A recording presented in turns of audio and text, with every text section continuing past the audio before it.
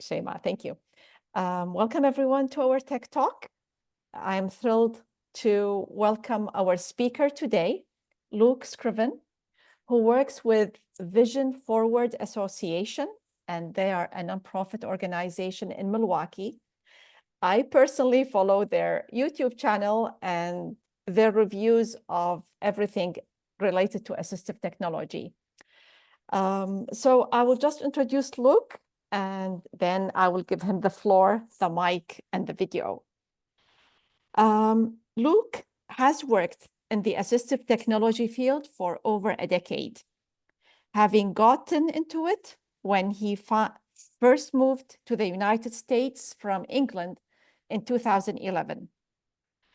Since beginning work in this field, he has gained a graduate degree in assistive technology and human services from California State University, Northridge, and the certified assistive technology instructional specialist, which is called CATIS certificate from ACVREP. He lives with his wife and a large orange cat. Today, we will be talking about Windows accessibility, which I know is a pain for all of us using Windows. Luke, it's all yours now. Okay, thank you very much, Tara, and hello, everybody. It's good to be here today. And yes, today we're going to take a look at Windows accessibility. And the things that we're going to be talking about will be relevant to Windows 10 and Windows 11.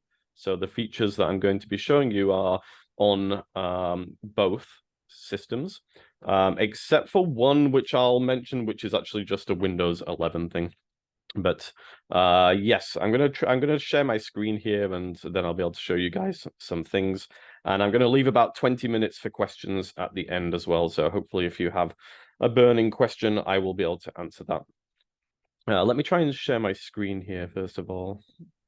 And I just want to say that this session is being recorded. So if you missed anything, you can repeat it later on.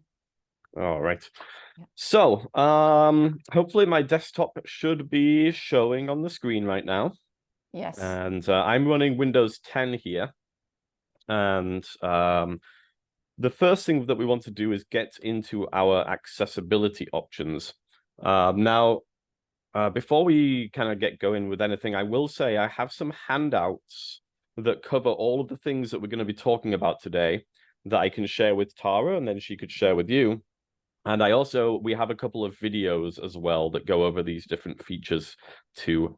So I have some resources that can be shared. So you don't necessarily have to try and memorize everything. And as Tara said, this session is being recorded as well.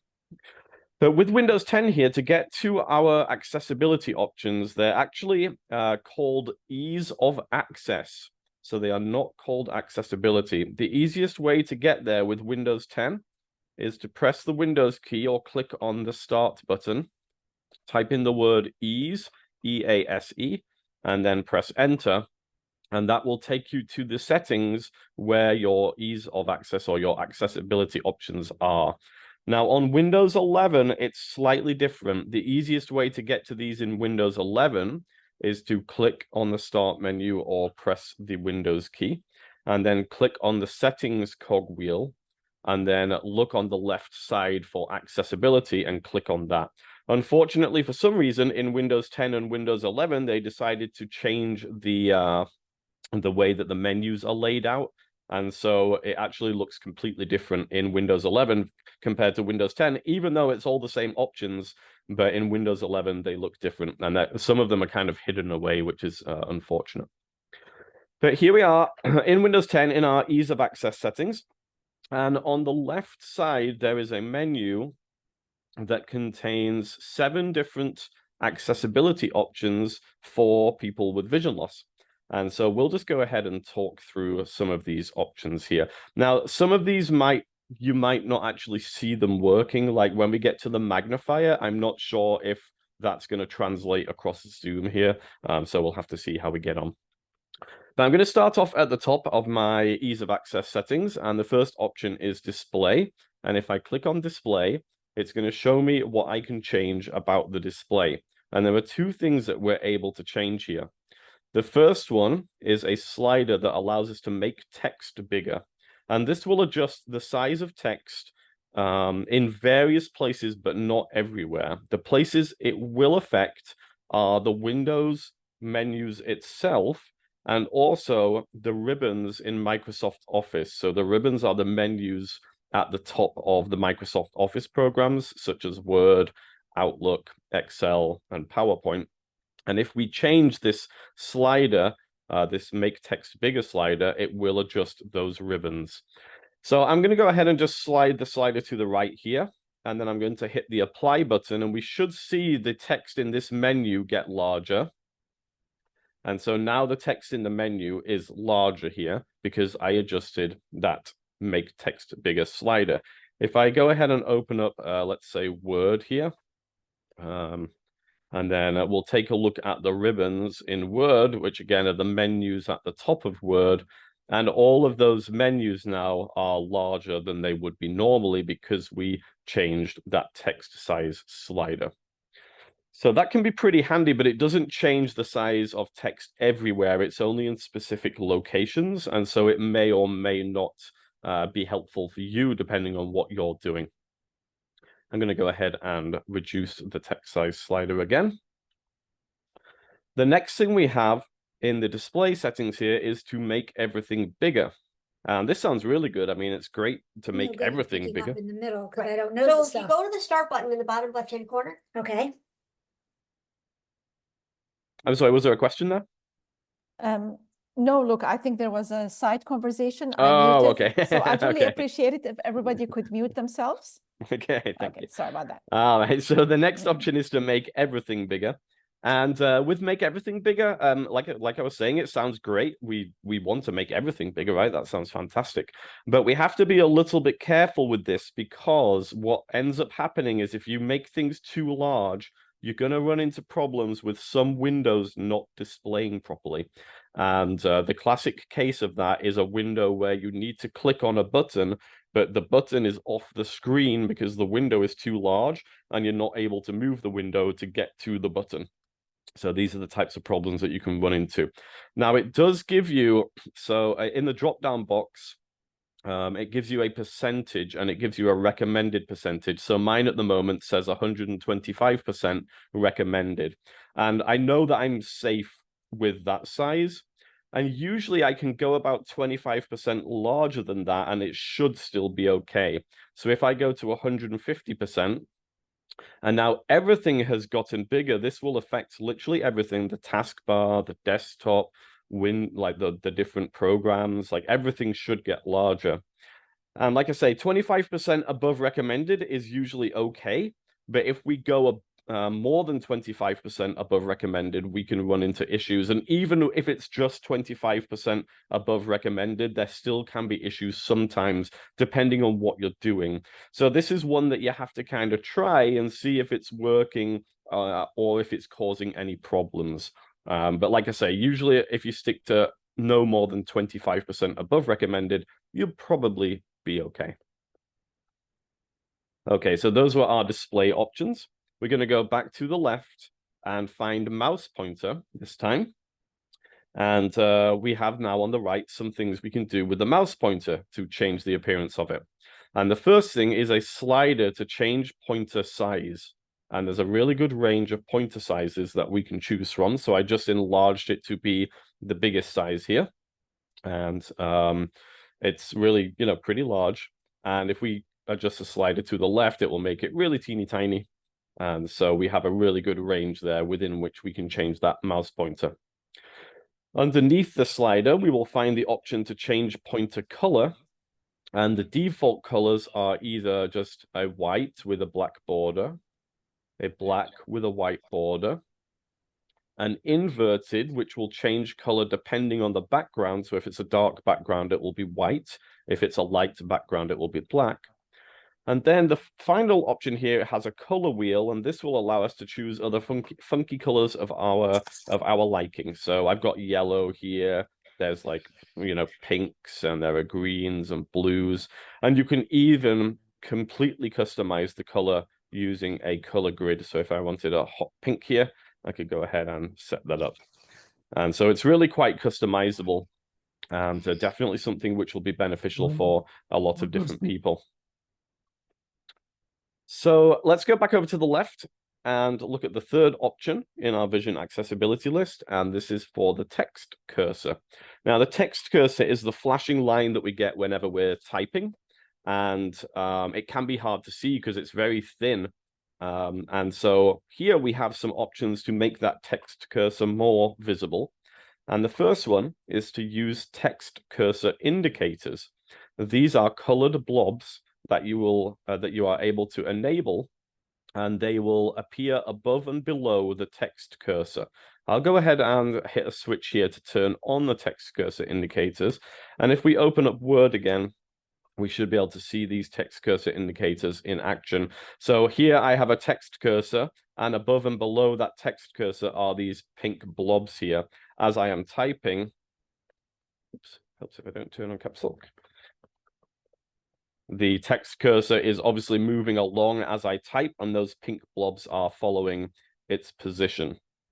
And we are able to change the size and the color of these text cursor indicators very similarly to how we changed the mouse pointer size and color. There is a slider for the size of the text cursor indicators, and then underneath there are colors we can choose from, including being able to completely customize the color. So that can be really helpful for helping us see the text cursor, and it should work wherever the text cursor appears. So whenever we're typing, it should give us those colored blobs, although I have actually seen occasionally they will just randomly disappear. And so there are instances where it might not work 100% perfectly, but for the most part, it seems to do a decent job. Now, underneath there, we also have the option to change the text cursor appearance, and that's by changing the thickness of it. And so I'm going to turn off my text cursor indicators here, and I've changed the thickness of my text cursor. If I flip back into Word, my text cursor now, rather than being a thin line, is a much thicker black flashing block. And so again, that just helps us to see that text cursor. And you can have the text cursor indicators on at the same time, so you would get the colored blobs and the thick flashing block as well. I personally find it a little bit confusing when the text cursor is so thick. I get confused about exactly where it's positioned in the document, but that could just be me. So you can definitely kind of play around with that and see what works best for you. Okay, so we'll go back over to the left and take a look at the next option. And this is probably the main one that I would encourage playing around with, depending on your level of vision loss. This is the magnifier.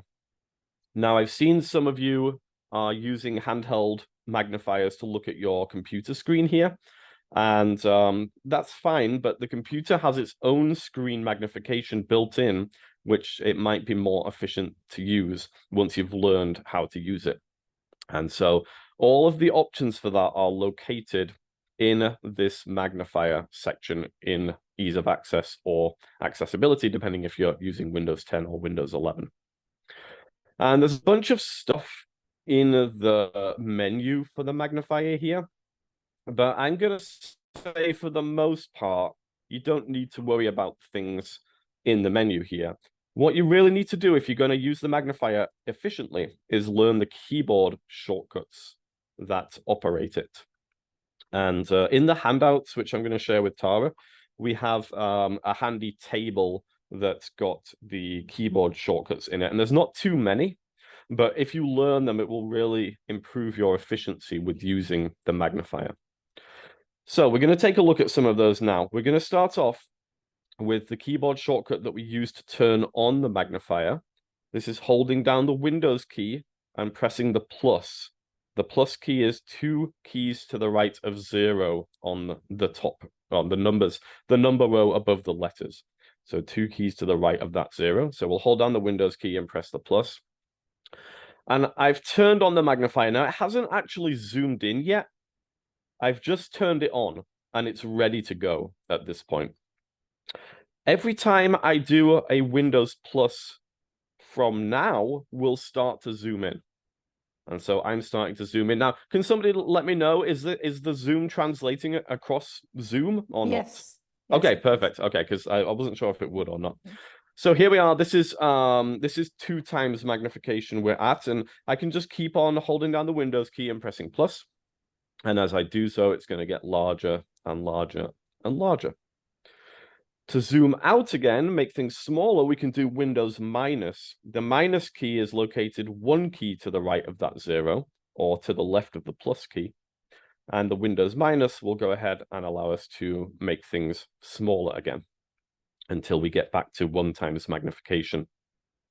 So Windows plus to turn on the magnifier and zoom in, Windows minus to zoom out again. Another way that you can zoom, which is even more...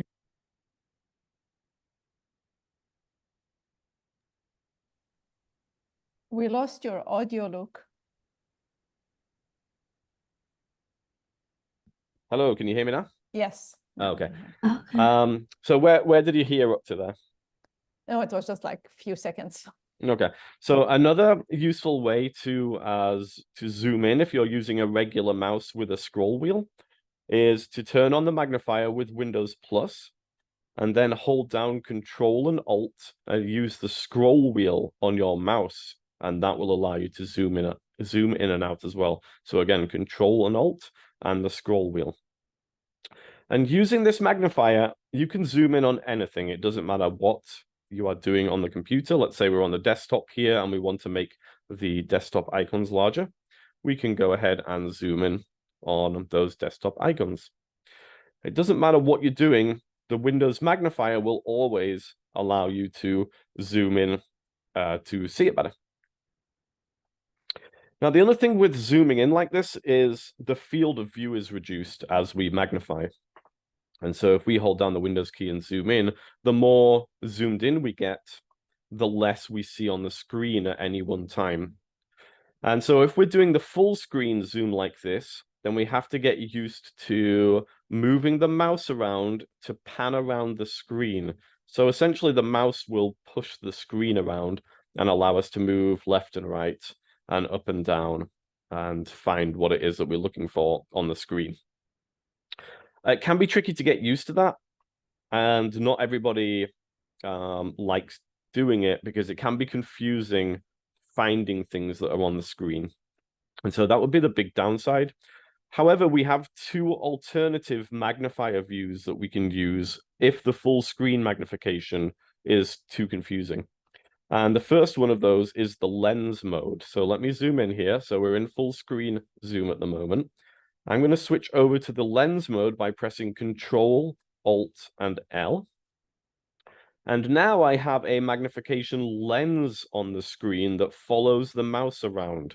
So we're not now zooming in on the whole screen. We're just zooming in within this magnification lens. And this magnification lens just follows the mouse.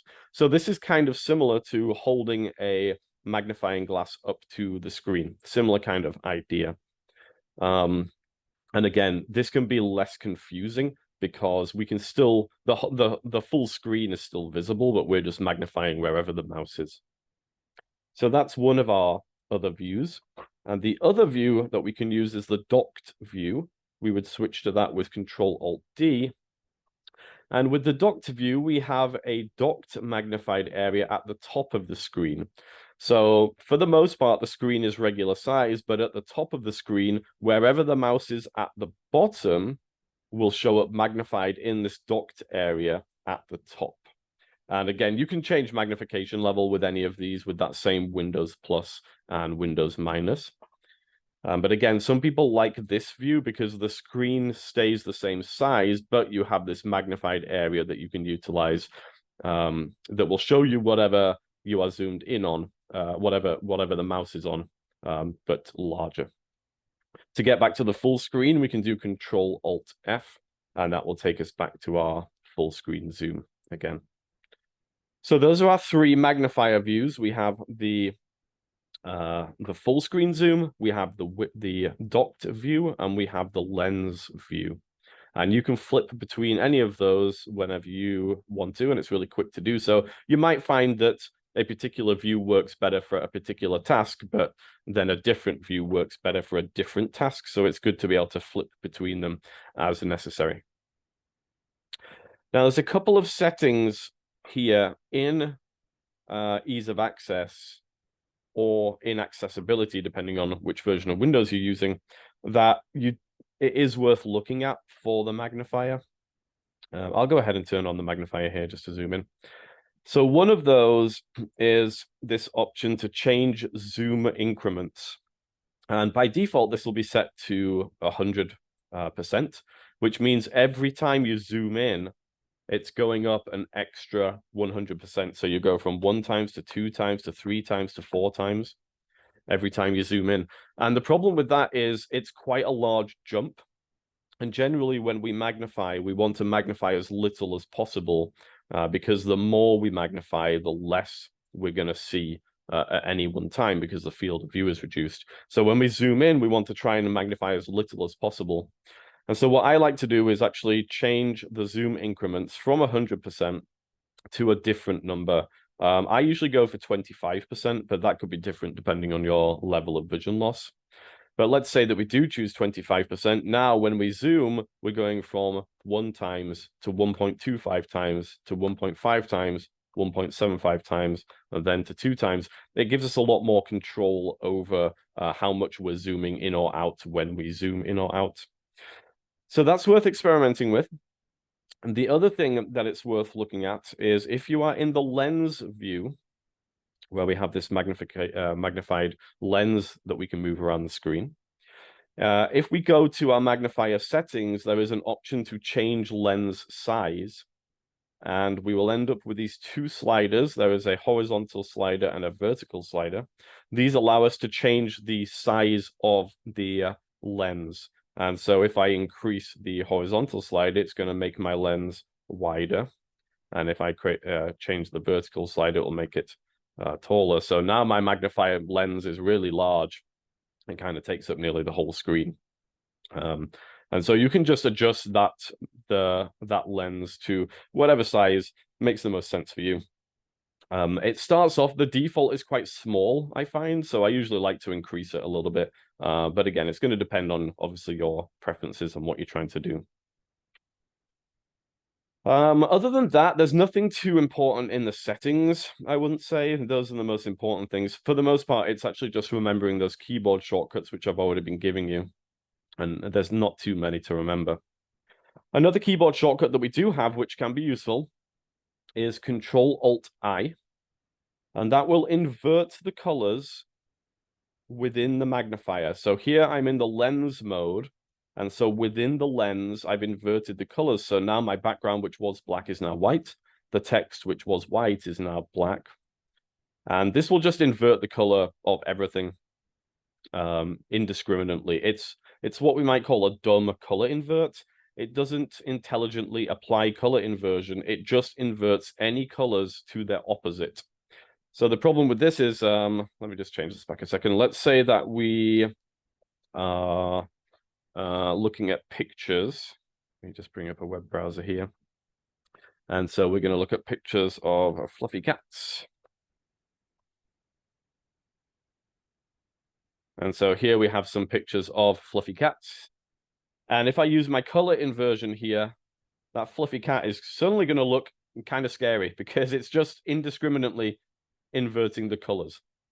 And so we have to be careful. Some things are going to look very strange if we are using our color inversion. So the place the color inversion works best is when we're dealing with things that are white and black. Like here, this is Microsoft Word. We have a white page with black text. If we want to change it, we could use the color inversion here. And now we have a black background with white text.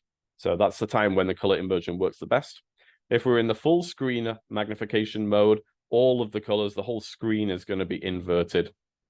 If we're in the lens mode, it will just be inverted within that magnification lens. So again, this is something that you would want to flip on and off depending on what it is that you're doing. And if you know that keyboard shortcut, Control-Alt-I, it's going to let you really easily flip back and forth between inverted and not inverted. And the final thing here, the final keyboard shortcut I'm going to give you, well, I guess there's two more actually. The second to last one I'm going to give you for the magnifier is to get the magnifier to read aloud to you. This is something that we call text to speech. It's converting text on the screen into speech. And as long as you have the magnifier on, you are able to use this function, and it will read a lot of text. It won't read everything. Usually there's some stuff on the internet that it kind of struggles with, but for the most part, it does do a good job. So the way that we would use this, if we have the magnifier on, we can hold Control and Alt, and then just click with the left mouse button where we want it to read from. So I'm going to try and read this sentence here. Hello, how are you today? And hopefully that audio was being passed across to you there. And there was a man's voice that said, hello, how are you today? You can change that to a female voice as well if you prefer. But this is really nice just for reading emails aloud, reading documents aloud, reading content from web pages aloud. And like I say, it generally does a good job. There are instances where it doesn't work so well, so just be aware of that. But for the most part, it's pretty nice. So again, that's Control Alt and then a left click on the text you want it to read. Hello, how are you today? All right, so those are all the features of the magnifier. The final shortcut I will teach you for the magnifier is to turn it off. And so so at the moment we are we're in the lens mode and we're zoomed in. And now we decided we don't need the magnifier, so we're going to use this shortcut to turn it off, which is Windows Escape. So hold down the Windows key and hit Escape. Now the magnifier has disappeared. Now, if we turn it back on again, and remember that was Windows Plus to turn it back on.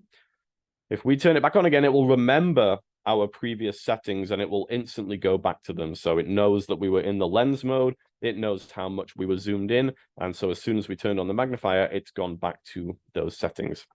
So pretty handy. You might not need the magnifier all the time, so you can just enable it whenever you do, and it will remember your settings.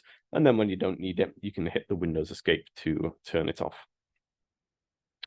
All right, so that was the magnifier. Really powerful tool, really helpful tool. I would highly recommend playing around with that and just figuring out which of its modes works the best for you, and try and memorize those keyboard shortcuts if possible. If we switch back over to our ease of access settings here again, the final option, or the second to last, I should say, is high contrast. And this is similar to the color inversion that I was doing with the magnifier, but this is actually an intelligent high contrast. Now, unfortunately, I have a feeling if I enable it, it's going to mess up our Zoom session. So I'm not going to enable it right now. But what it does is it has different modes. You can have a high contrast white, high contrast black, or you can completely create your own color scheme, and it will make everything really stand out with the color scheme that you've chosen. So let's say we choose high contrast black. We would get a black desktop background, a black taskbar, a black web browser. All the backgrounds, wherever possible, would go black, and it's a really deep black. And all the text will be white, and it's a really bright white. And then other things will be other colors as well. So like hyperlinks might be yellow, for example, and buttons might be green. So different high contrast colors are applied in a really nice way.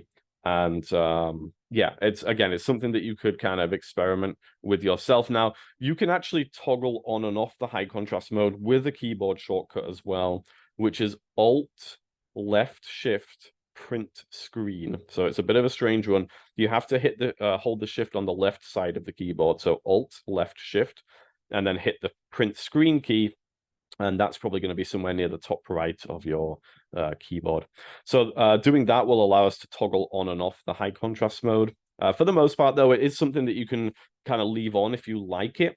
There are occasions, though, where it will make some things display a little bit funny. So you do have to be just a little bit careful.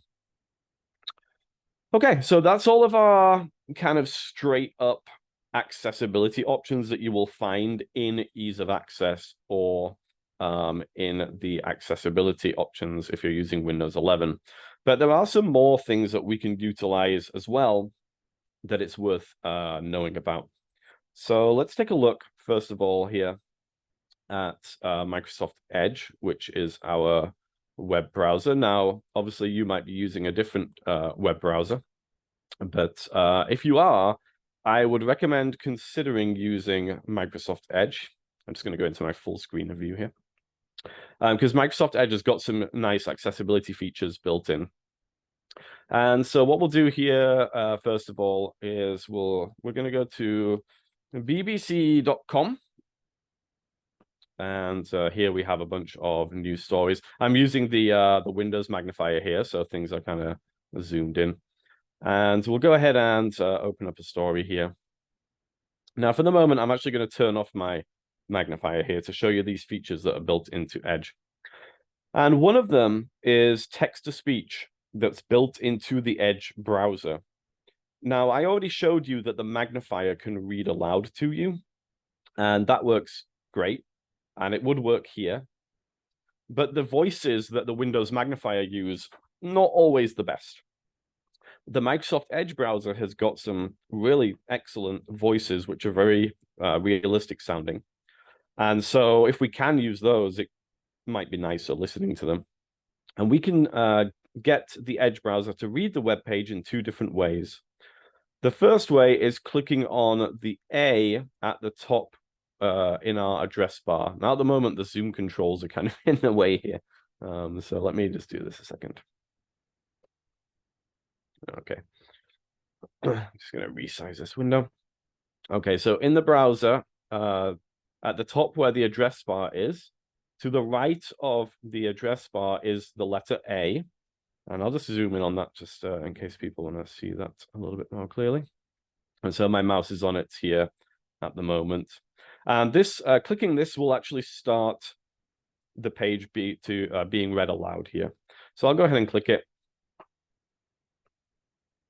Ukraine fires U.S.-supplied longer-range missiles into Russia, Moscow says. Now, are you guys able to hear that? Yes.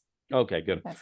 So that was a lot more realistic sounding voice than I would have got from the Windows magnifier. While it's reading to me, I can click elsewhere on the page and it will kind of redirect it to read from that area. So if I start this reading again, says, I'm going 3 to scroll hours down ago, the page, click in a different place, and it will start reading from V there. missiles were shot down and one damaged, with its fragments causing a fire at a military facility in the region, the ministry said.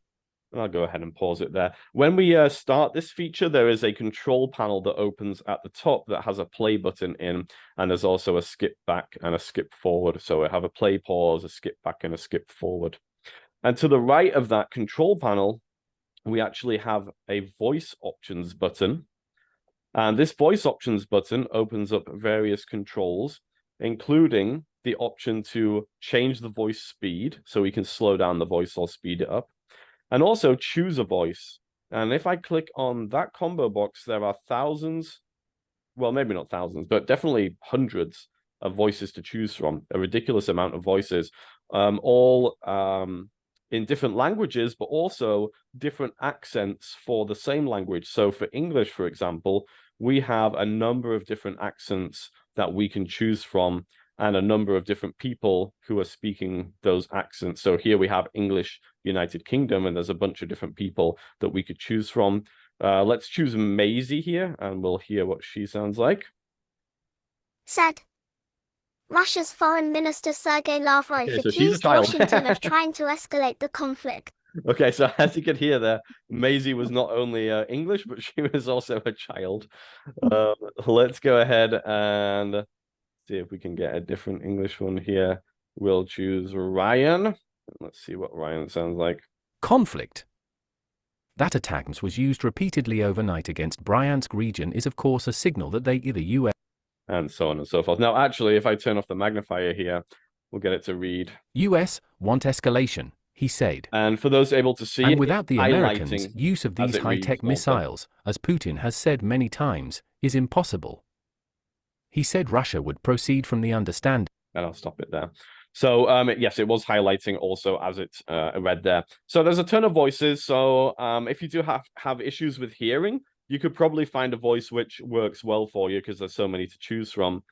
And once you've got the voice, you can just leave it. It will remember. and you're good to go. Now, in order to get this going this time, I clicked on the A to the right of the address bar, but there is a shortcut that you can use as well, which I believe is Control-Shift-U. Let me just double check that. Yeah, so you can also do Control-Shift-U, and that will also start the text-to-speech reading. It must be noted that this does not work on every website. Sometimes that A just won't be present because for some reason the browser is not able to read the contents of the web page. So just be aware of that. And another thing that isn't always available is something called Immersive Reader. But if it is available, it's really helpful, and it is on this web page. And Immersive Reader can also be found to the right of the address bar. And so just next to the A that we clicked on before, there is a picture of a book with a speaker, and this is Immersive Reader. You can either click there or press F9. So there's function keys above the number keys on your keyboard. And what that will do when it's available is it will take the text from the web page and put it into this separate window that's very accessible. So I've just gone ahead and done it, and it's taken all of the text and actually the relevant picture from the web page and put it into this separate window. And from here, there's a number of things I can do to this to make it more visually accessible. So those options are found along the top of this window, top right in this case. And the first thing we have is a read aloud. Now, this is kind of similar to what we were just doing. If I click that, it's going to read the page to me. Ukraine fires US-supplied longer-range However, missiles the way it into Russia. highlights Missiles into Russia, Moscow says. is kind of nicer. It's a bit more of a easy highlighting to follow, especially because I've got the font size quite large here at the moment. So we can read aloud, but we can also adjust the appearance of the text with a text preferences button. We can enlarge the text using a slider. We can adjust text spacing, so how far apart the letters are.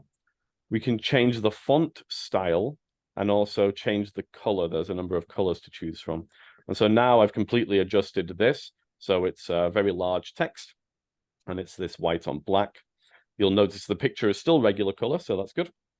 And so now this might be a lot easier for us to read. And it doesn't matter how large we make the text, we won't have to pan left and right as we're looking at it. So if I just close this for a second here and go back to my regular web page, if I'm using the Windows magnifier to read this web page and I'm in the full screen view, I have to move the page left and right as I read, and the larger I make it, the more I have to move it left and right as I read, and that can be kind of annoying. But if we're using the Immersive Reader, then it doesn't matter how large we make the text, it will wrap it to the width of the screen, and so it can be really nice to read it like that. This is completely unrelated, but we can also do something really cool. We can actually translate the page into a different language under the reading preferences menu. So now I've actually translated this page into Spanish, and there's hundreds of languages to choose from. And if I have this read aloud now, it will read it in the appropriate Spanish text-to-speech voice. Ucrania dispara misiles de mayor alcance suministrados por Estados Unidos contra Rusia, dice Moscú. And so I just really like that feature. That's really cool. So again, this isn't always available, but when it is available, it's a really nice way of accessing text on a web page. All right, I'm aware that we're already at 12:40 here. I'll just talk quickly about dictation. So your computer, if you're running Windows 10 or 11, you have dictation built in. Actually, even if you're running Windows 7, although the Windows 7 dictation is not very good, so I would probably recommend not messing about with that. But the Windows 10 and 11 dictation is pretty nice. And we can initiate it at any time by holding down the Windows key and pressing the letter H. Now, I'm not sure, because we're on Zoom, I'm not sure if this is going to work, but I'll just try it here real quick. Hello, comma, how are you today, question mark. And we can press Windows H to turn it off again. Now, that's gone ahead and typed exactly what I said. One thing you have to be careful of when you're using the Windows dictation like this is once you've stopped dictating, you want to make sure that you turn off the microphone so it's not listening to you anymore, but don't turn it off too quickly. because if you do, it doesn't have a chance to properly convert what you said into text. So so let's say I'm gonna dictate today is a beautiful day. Today is a beautiful day. And I left a pause after I said it before turning off the dictation. And that just makes sure that it gets what you said properly, because what's happening when you dictate is the things that you have dictated are being sent out to Microsoft server and then returned to the computer. And if you don't give it time to carry out that process, then it won't end up typing what you wanted. So just be a little bit patient before you turn off the microphone, just give it a second to convert the text. Now you do need to have internet connection for this to work, so just be aware of that. There is also dictation built into Microsoft Office products now. If you're using Office 365, then you will have access to dictation there too. I think the shortcut is like Alt tilde or Control tilde. I think maybe it'll tell us actually. Hold on. Yeah, Alt tilde. So the tilde is a weird key just underneath the escape key. To be honest though, I mean, you can just use Windows H everywhere, so I don't know that you necessarily need to, worry about doing anything else. So Windows 8 should work pretty much everywhere that you can type. However, just like any dictation, it can be prone to mistakes, and it is the quality of the dictation, the results that you get is going to be very dependent on how well you've enunciated and how well you have spoken to the computer. That's where most people struggle with dictation. It's not just like talking to a friend, and you can't kind of do a bunch of ums and ahs and things like that. You need to have a very clear idea of what you want to say and then say it in a clear voice. And if you're able to do that, then you should get good results. Windows 11 also has something called voice access built in. And voice access allows us to control the computer using our voice. And so we can kind of open programs, save files, dictate, press buttons in programs, all using our voice. We do have a video on this. I don't have time to go into it right now. But it does give you a lot more functionality without having to use the keyboard. However, it also has a number of visual interface options that are difficult to see. It's not really designed for people with low vision. And so there'll be a number of times where it will bring up numbers on the screen and you have to choose a number and they're really small. So I wouldn't necessarily recommend it. It's more for people with other physical disabilities. The final thing, and I promise this is the last thing now, is on the internet in particular, you also have browser magnification. Best way to utilize this is holding down Control and pressing plus. Browser magnification will enlarge the web page itself. If the web page has been formatted in something called HTML5, then it will make the web page larger, but it will still fit to the width of the screen. And so again, you don't have to do that panning left and right.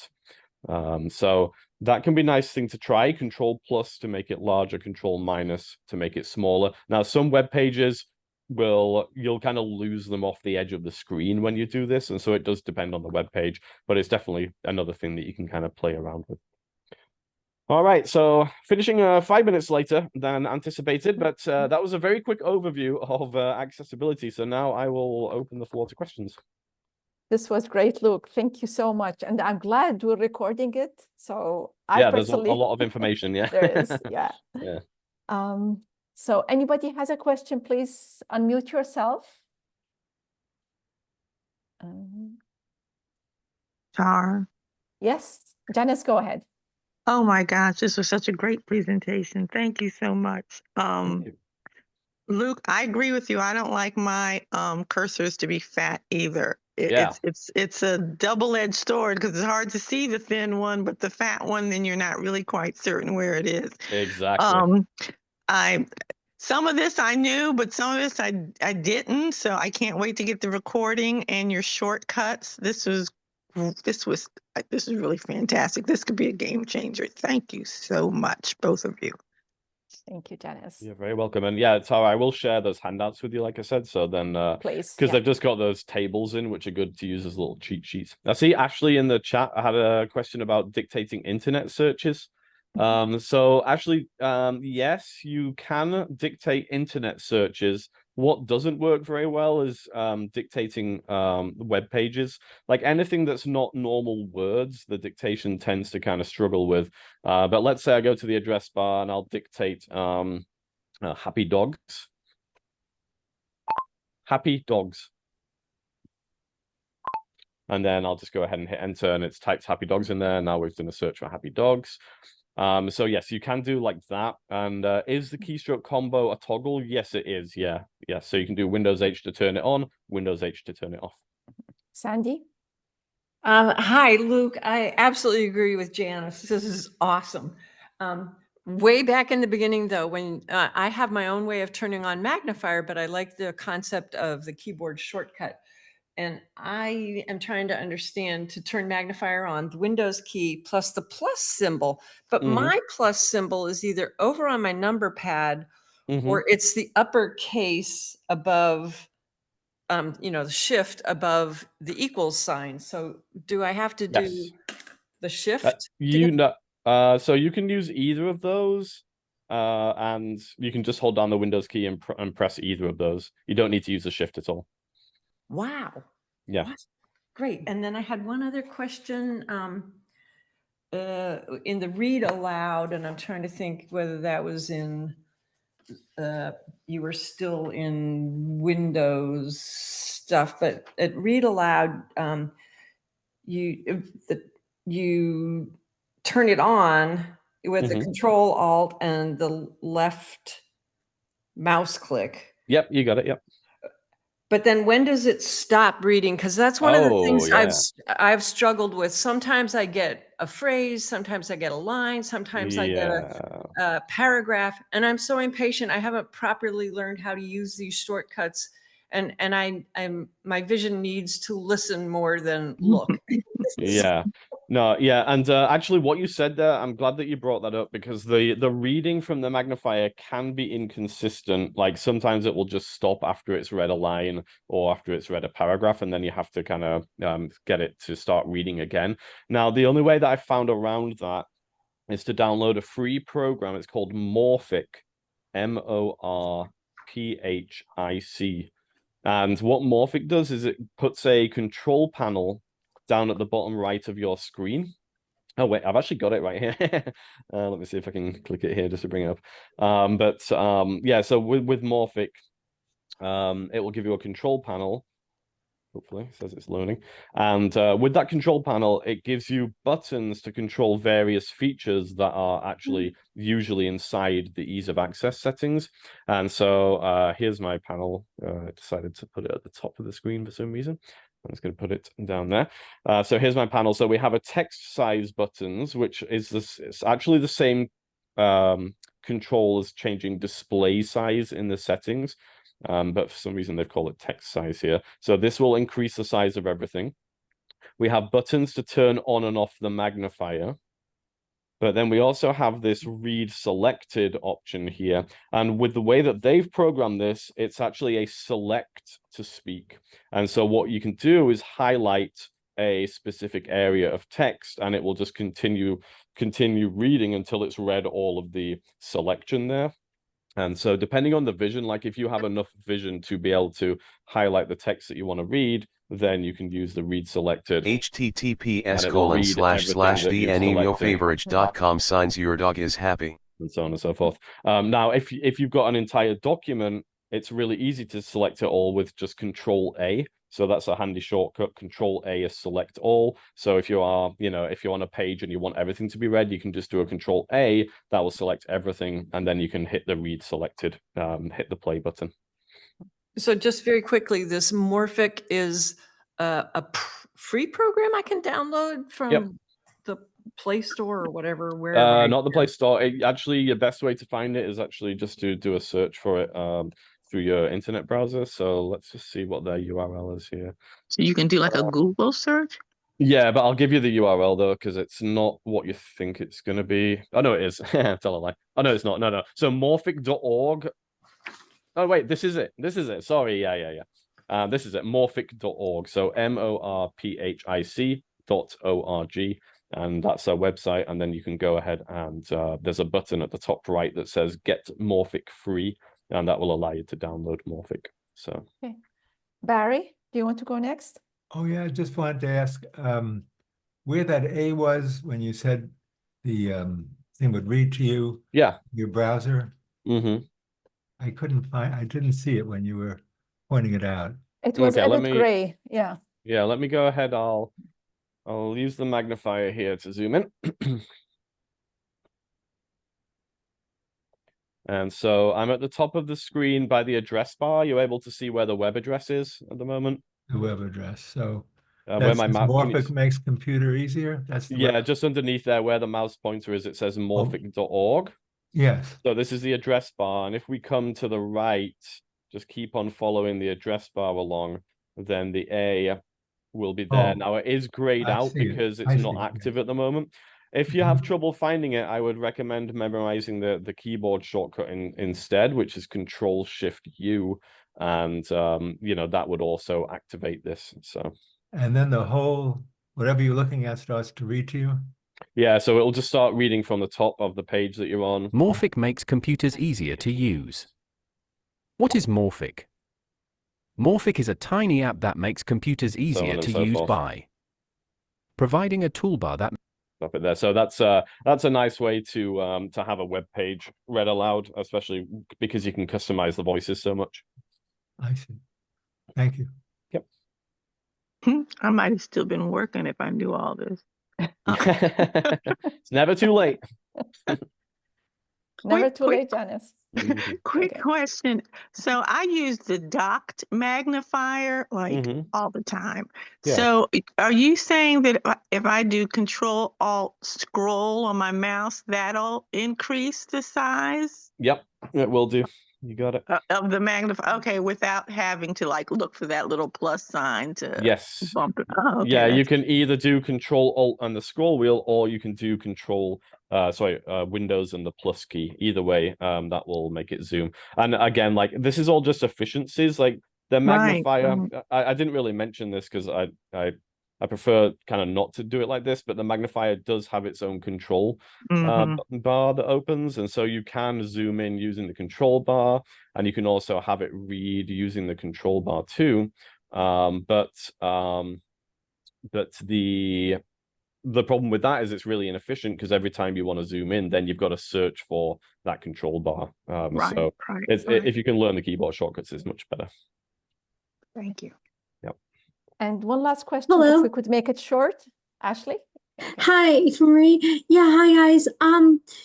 Yeah, a few things. One being, you went over how to like change the cursor. I think it was to change the blinking cursor when you're typing, like to make it I guess bigger. I guess the question is how do you turn it to get back to normal? Do you just like reverse the process and go back into settings, or how would that be undone? And the second question is, can you clarify if the dictation thing, the dictation keystroke, like I think you said it was Windows 8, like the number 8, is that like a toggle? Yeah, so it was Windows H for house.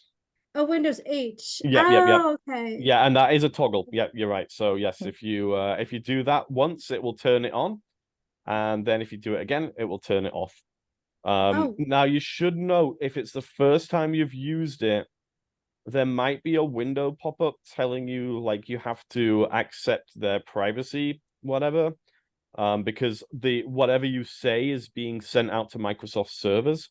And so just be aware there might be something you have to click on the first time that you do it. And it's been such a long time since I did it, I don't remember exactly what that is. But once you've done that once, then you can just use Windows H to toggle on and off. And yeah, for the cursor settings, there is no keyboard shortcut associated with those.